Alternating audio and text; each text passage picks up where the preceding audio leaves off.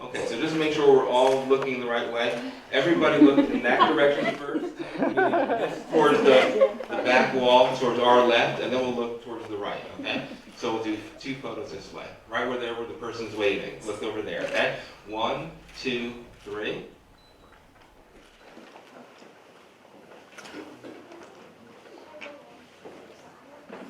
Okay, I'm going to use this, not because you can't hear me now, just to maybe make it a little bit better for the DVD. And so I'm only going to spend a minute or two telling everybody a couple of quick things that I think will go over the details and just put everybody at ease. So first of all, again, my name is Cal Marshall. Most of you know me. Some visitors are in that may not know me, but I teach all the children that will be playing today.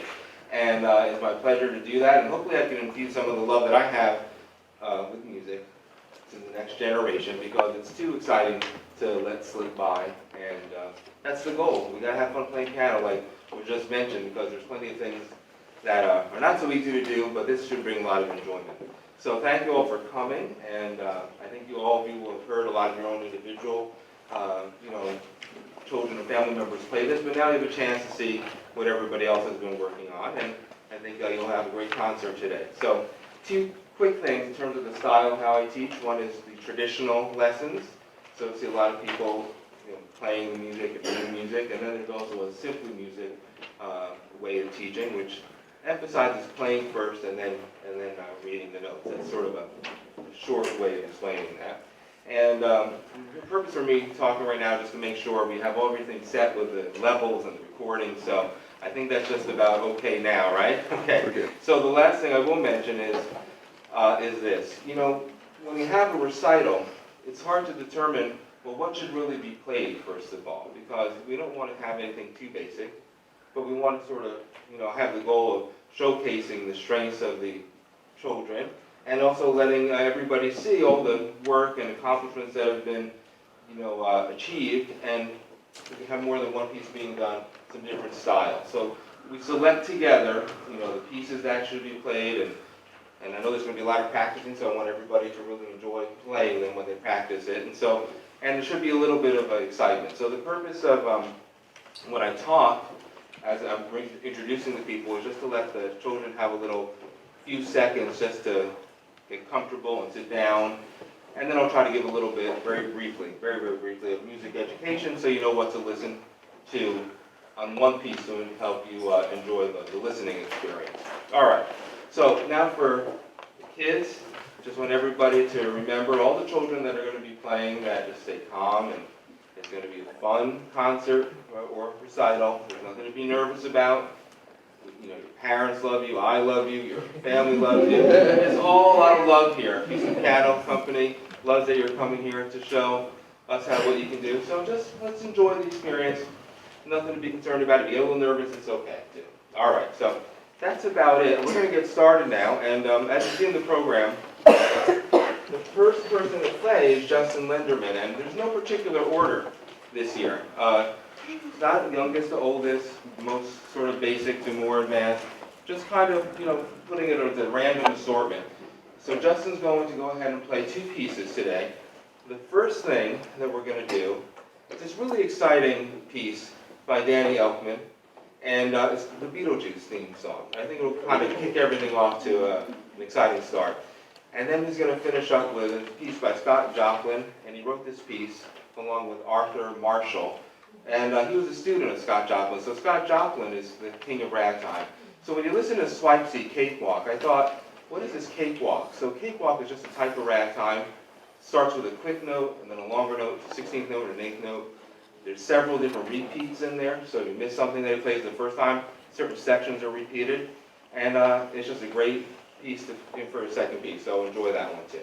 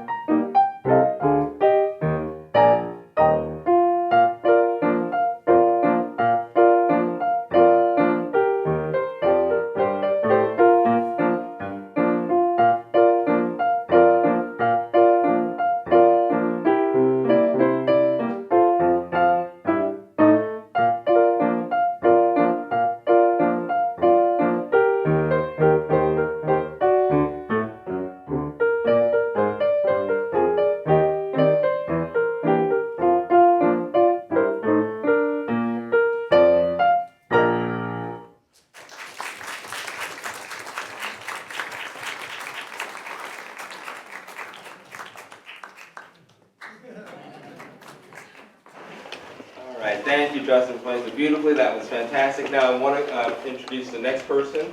Coming up is Sonia Krishna, and she's going to play a couple of things. The first one being a blues piece. It's called The Little Blues by American composer Phil Ham.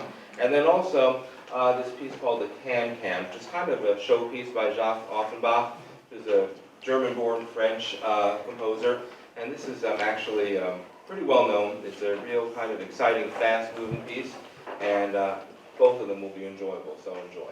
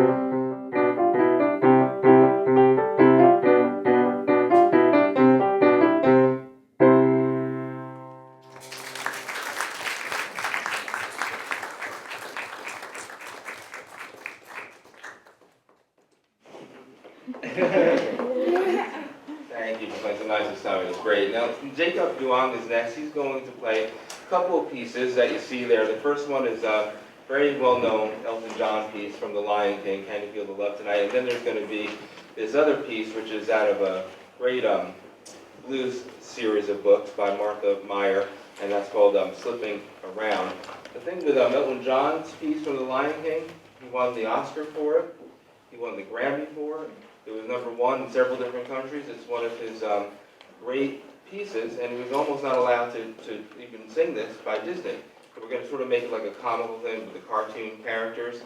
Then he said, you know, I'm Elton John, I wrote this piece, and I need to be able to sing this, because I have all these hits, not just in England, across the world, and everybody will instantly recognize it.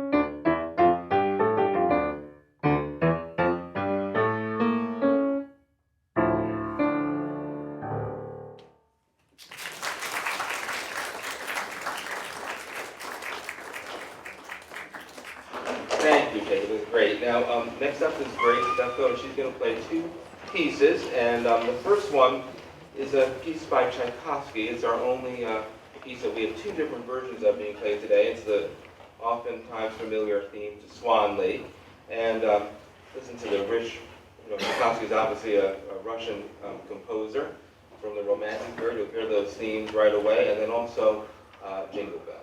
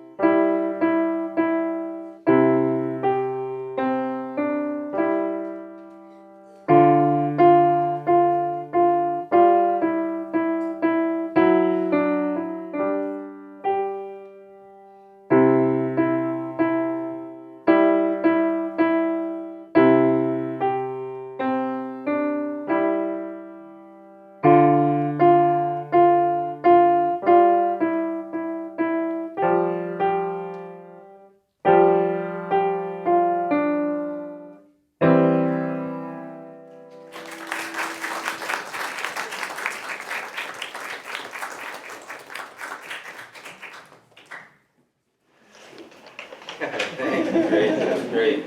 Now, next up is Carly Fricky. She'll be playing two very exciting pieces. She really wanted to play this Bridal March by Wagner, and played in only about 7% of the United States weddings, so everybody will know it. It's from a 3-act opera. And the interesting fact is that Franz Liszt, his future father-in-law, conducted that opera when this was first premiered. So it's going back in time, it's exciting. The second piece is almost as well known, and in some ways more. It's Vivaldi's Spring from the Four Seasons.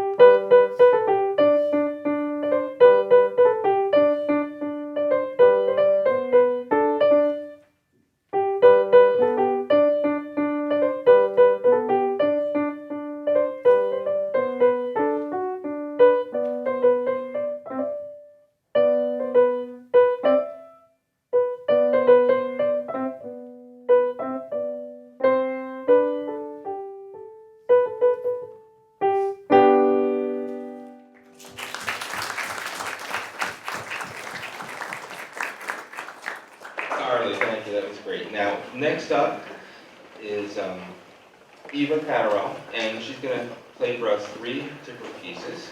First one being the Brahms Lullaby. I know everybody has that memorized without her even playing it. And then the Galway Piper, it's an Irish tune. And then finally, recital favorite, Edvard Grieg's in the Hall of the Mountain.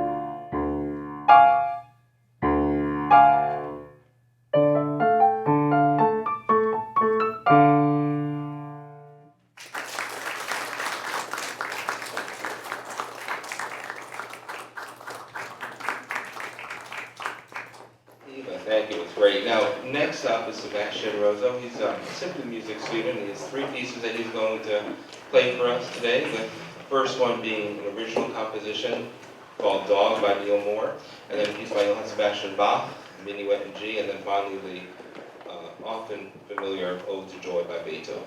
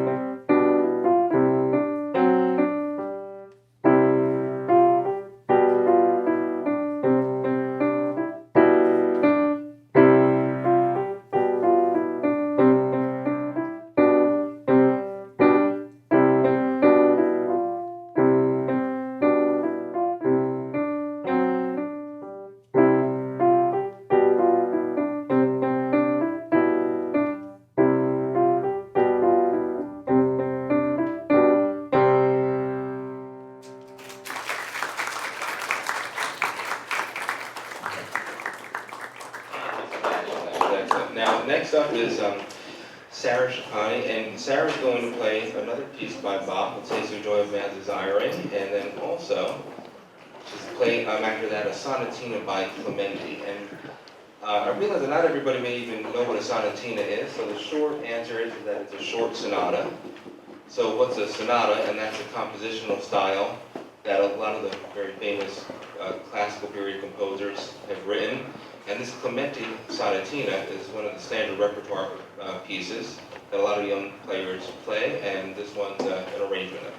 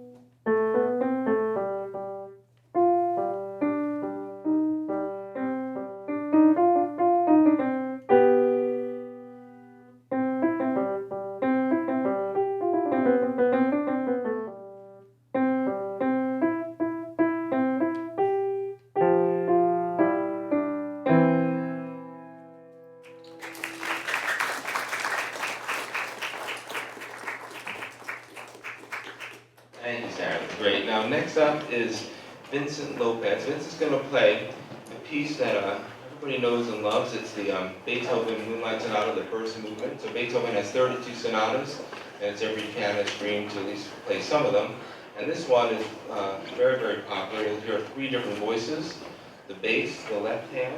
You'll hear an arpeggio, which are broken chords, in the right hand. And that takes care of 2 hands. And then there's a third voice, which is also played with some in the right hand, which you'll hear going over the top. And that's the Moonlight Sonata.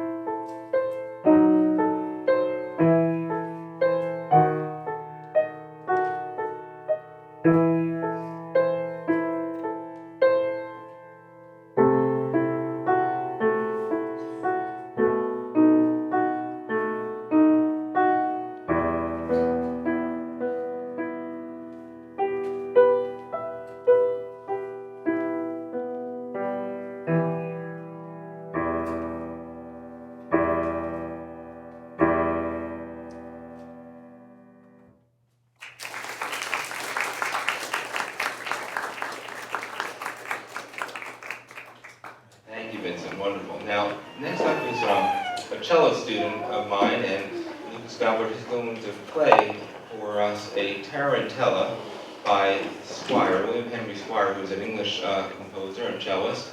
And also, just to explain a little bit, I don't even know if everybody fully realizes what a tarantella is, and that's basically an Italian type of composition and dance. So this is a very fast-moving piece, and it's basically a showpiece as well, and it's three parts to it. There's the introductory part, then there's a little bit of a break with the middle section, and then it goes back to the restatement of the theme.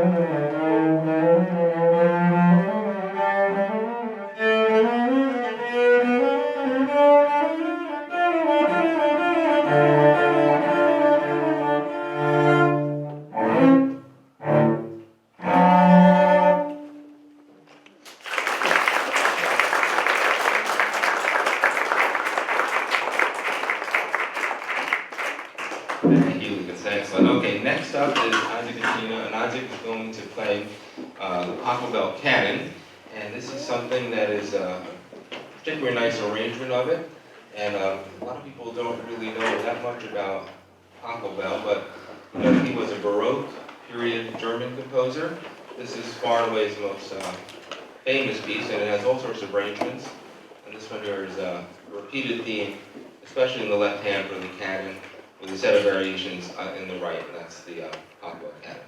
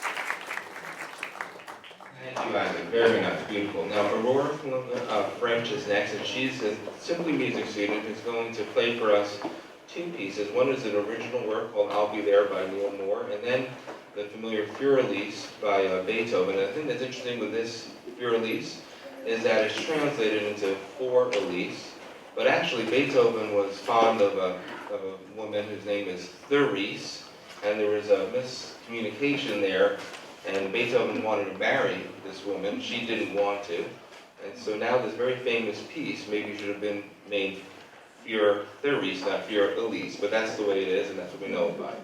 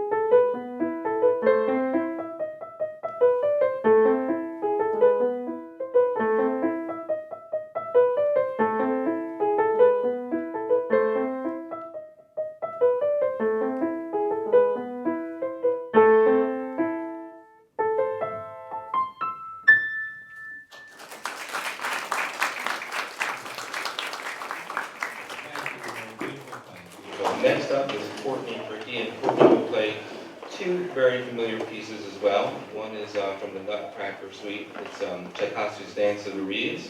And then there's also this piece by Emlenreich, which is called The Spinning Song. And the Spinning Song, which some of you have played maybe before and others of you will recognize, is a very fun piece to hear.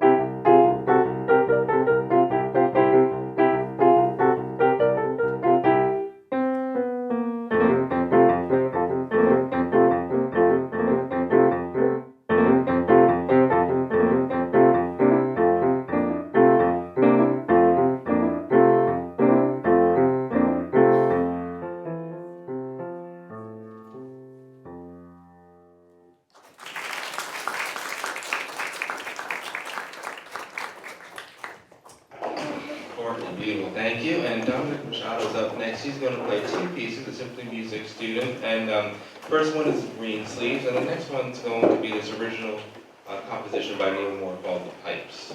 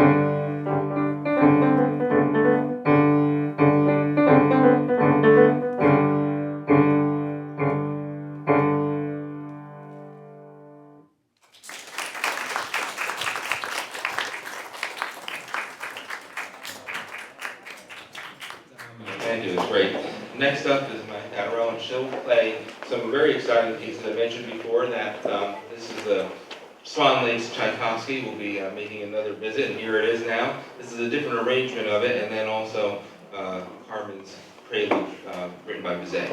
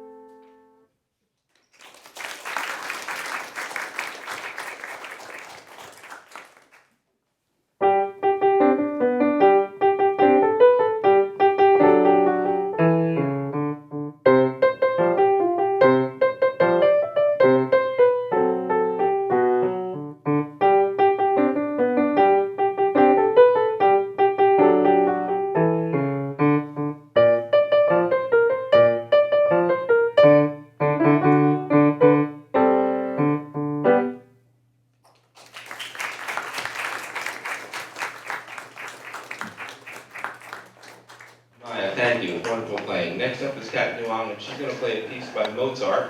Mozart's Sonata Circle 545 in C major is a very famous piece. It has a nickname because it's known as, it's translated into the Easy Sonata. But anybody who's played the Mozart Sonata 545 Circle, which is number 16, it's not by any means easy. So listen to one thing before we get started. One is that left hand that has a series of arpeggios in it, and then what's called an Alberti bass, which is a pattern in the left hand as the right hand plays the melody over it.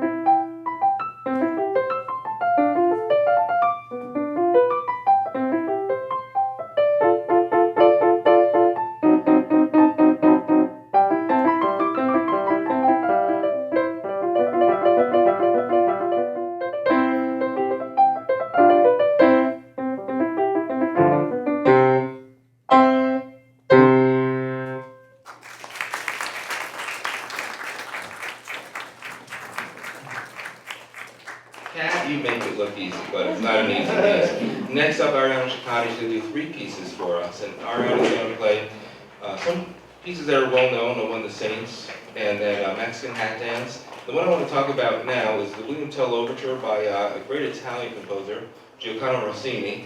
And Rossini actually was very, very popular and very wealthy with all his operas that he wrote. And this overture is simply the opening of the way it starts, and it's one of the famous themes in the William Tell. And those 3 pieces are coming up.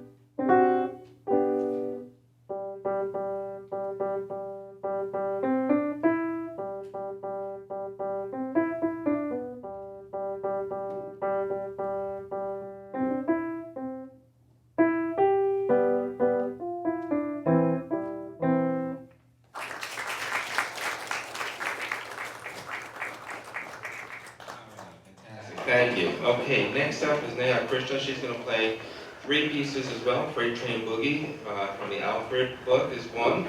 Here we go, Rossini's Barber of Seville Overture. And finally Clowns, which is a piece by Dmitri Kovalevsky, who's a Russian composer and gifted composer and a pianist. And he is known for writing a lot of exciting pieces that young pianists can play.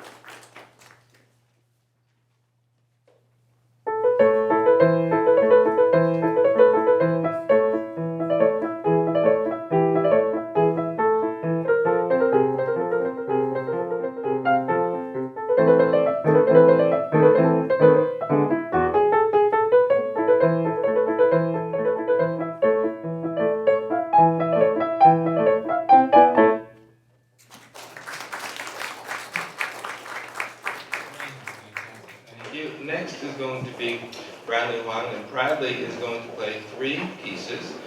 First of which being the Spanish Romance, as you see there by Fernando Sour. Then there's going to be the Unchained, Melody, and then finally the Maple Leaf Rag. And Bradley, before we get started, you know, I mentioned Scott Joplin's music before in the first piece. The Maple Leaf Rag is his most well-known one, and after he wrote that, he wrote it early on in his life. It was called the father of ragtime. And what is ragtime? Ragtime is basically this jagged rhythm, rag and jag, and it's uneven. So the piece is a little bit more difficult to play with the coordination that's involved.